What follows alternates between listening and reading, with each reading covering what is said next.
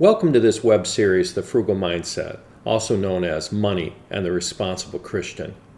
We are in the Frugal Mindset Money Skills section of the webinar.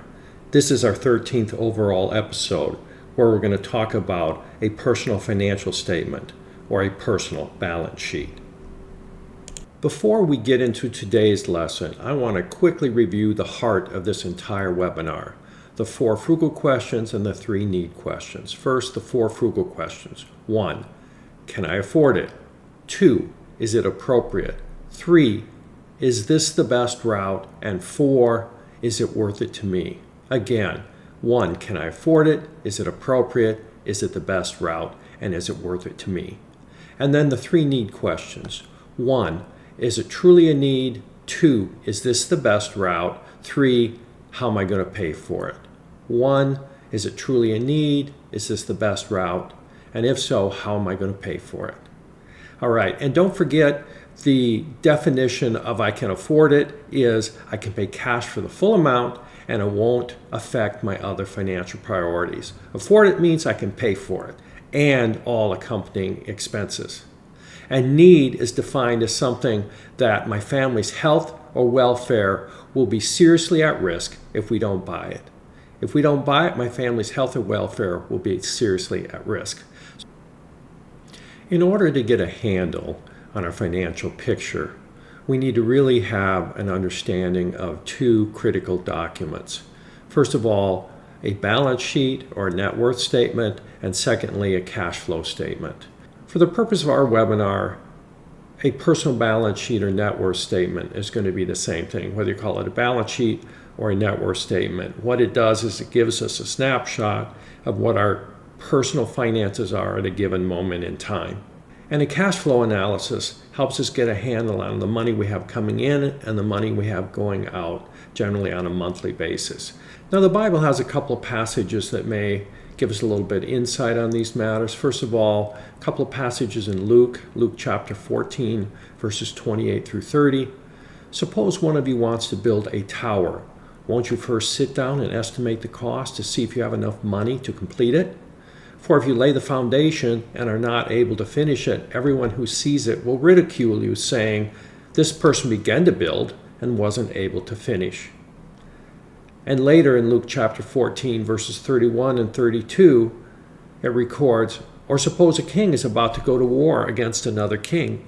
Won't he first sit down and consider whether he's able with 10,000 men to oppose the one coming against him with 20,000? If he is not able, he will send a delegation while the other is still a long way off and will ask for terms of peace. Now, our Messiah used these 2 examples to urge us to count the cost of following him. And you might argue this is poor exegesis on my part, but I think the examples are still appropriate for us to understand that we need to count the cost. The underlying principle of both these examples is take stock of your situation, evaluate your situation, and plan accordingly. Take stock of your situation, evaluate your situation, and plan accordingly. Let's look at another Bible passage, Proverbs 27:23. Be sure you know the condition of your flocks. Give careful attention to your herds. So if you want to get on top of your financial situation, if you're having problems and you want to get on top of it, the first thing you need to do is take stock of your situation. And the 2 key documents to do that are the personal balance sheet / personal financial statement to give you a snapshot of where you're at, and then the personal cash flow statement to help us figure out where the money is coming and going, how much money you have coming in, and where the money is going every month. So what is a personal balance sheet or personal net worth statement? As I said a second ago, really all it is a snapshot of where your financial situation is at a given moment in time. All it is adding up all of the stuff you own, all of the money and assets you have, and then subtracting from that all of your liabilities, all of your debts. So the first thing you have to do is gather up whatever financial records are necessary so you can get a handle on all of your assets and on all of your liabilities or all of your debts. I use Excel spreadsheet because I'm familiar with it, and we still have a subscription to it because of our various business interests. Another spreadsheet you can get off the internet is called Google Sheets. It's free. And I played around a little bit with Google Sheets, and it looks like it's a very good, easy to use spreadsheet for the kind of thing we're talking about. And frankly, if you don't have a spreadsheet, you don't have access to a computer, you can just do this by longhand if you want. All it is adding up everything that you own and every debt or obligation you have. So when we're adding up our assets, obviously money is an asset, retirement accounts are an asset, a home, business interests, stock, etc., etc., etc. There are many kinds of assets. When you're adding up your assets, make sure you value them according to their fair market value, which is what you would get for it if you would sell it under normal circumstances, not the value to you. Often we value our assets much higher than they're really worth. So just make sure you're using a fair market value. You don't need to subtract the cost of sale because we're just trying to get a general idea. But as you do the compilation, remember that for many assets, there would be a substantial cost to sell them if you had to sell them. For example, real estate, generally speaking, it's going to cost you a 6% realtor fee and then probably another 2% in other related closing costs, etc. And then let's talk about the other side, the obligation or the liability or the debts. For example, let's look at a car. If you owned a car that was worth $30,000, but you had a $15,000 debt on it, you would have to list both of those. You'd have to list the value of the car as $30,000 and then list the $15,000 in obligation. You might have other debts, you might have a mortgage, you might have credit card bills, etc. Let me give you another concept to keep in mind as you're adding up your assets and your liabilities, your stuff and your obligations. The concept of de minimis. So for example, let's say you have a significant net worth. Let's say your net worth is several $1,000,000. It probably isn't worthwhile to list furniture that might be worth a few $1,000s because it's de minimis in the greater scheme of things. For you, it's de minimis. And understand what is de minimis for one person will not be for another. So it's what is de minimis or not particularly relevant under your particular circumstances. And every circumstance is different. All right, let's take a look at a few personal balance sheets, personal net worth statements, so we can get an example and you can get a better handle on what I'm talking about. First, let's take a look at a personal balance sheet for a gal I'm going to call Single Mary. She doesn't have a lot of assets or a lot of debts. She has two assets. She has a Toyota that's worth $7,500, has a loan about $500 left on it, so she has net equity in that vehicle of $7,000. Then the only other asset she has is clothing, but it's not worth much. It's de minimis, so she decided not to include it.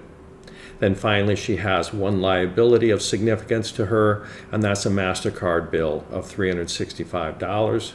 So her net equity, the total of all of her assets, less all of her liabilities, is $6,635. Now this document is the exact same personal balance sheet for Single Mary. I'm just showing you that there are lots of different ways you can color code these balance sheets or documents in the spreadsheets. My wife always prefers to have things colored like this. I prefer the way I did the first one. So there are lots of ways you can play with this stuff to make it easier for you to work with.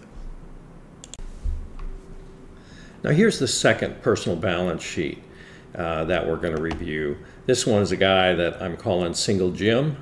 Again, we have all the stuff listed on one side, then we have the value, the debt, and the net equity.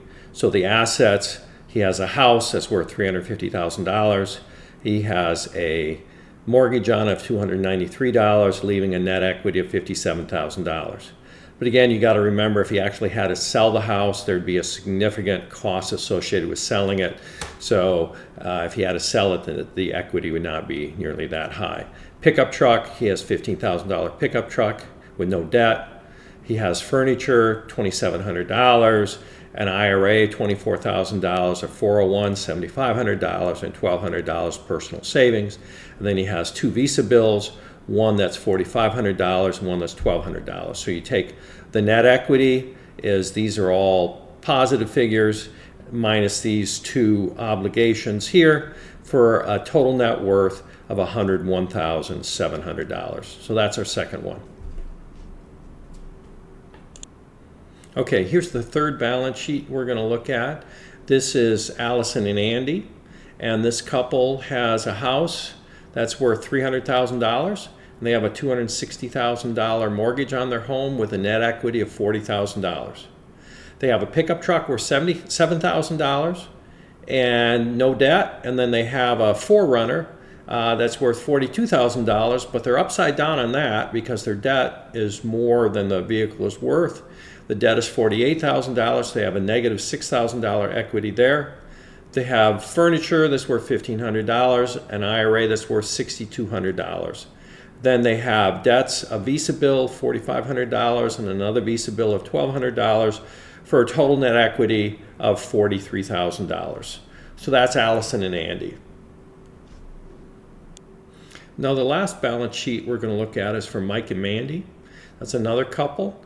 They have very few assets. They have one car that's worth $2,000, and then they have a bank account that's worth $3,500. And Mike and Mandy have two very large debts. They both have a large student loan. Mandy's is $135,000 and Mike's is $167,000.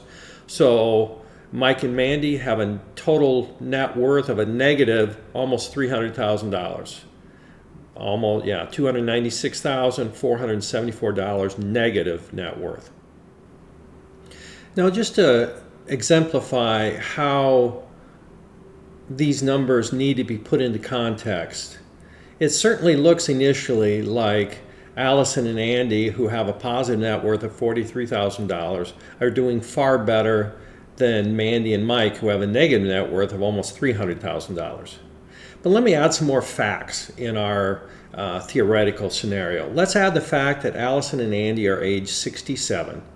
Allison is still working full-time and makes $4,200 per month or $50,400 per year. However, Andy had a heart attack last year and had to take Social Security, paying $3,000 per month or $36,000 per year. When Allison retires, her Social Security will be only $1,100 per month or $13,200 per year. On the other hand, Mike and Mandy are both in their last semester of medical school, and they both have jobs lined up that will pay them each $175,000 per year starting in just 1 month. And yeah, the new job is also paying for their moving expenses. So now with that additional information, it's obvious that Mike and Mandy are actually in great shape, and Allison and Andy are going to have some problems. And we'll come back to Allison and Andy again and again before we complete the documents we're discussing. A net worth statement or a personal balance sheet is a tool to give us an idea of our financial situation at a given moment in time. Whether it's good or bad depends upon the numbers, but it also depends just as much or more on our personal financial situation and our personal life situation. The second document required to give us a handle on our personal financial situation is a cash flow statement. And we're going to talk about cash flow statements in our next episode. Thank you for listening.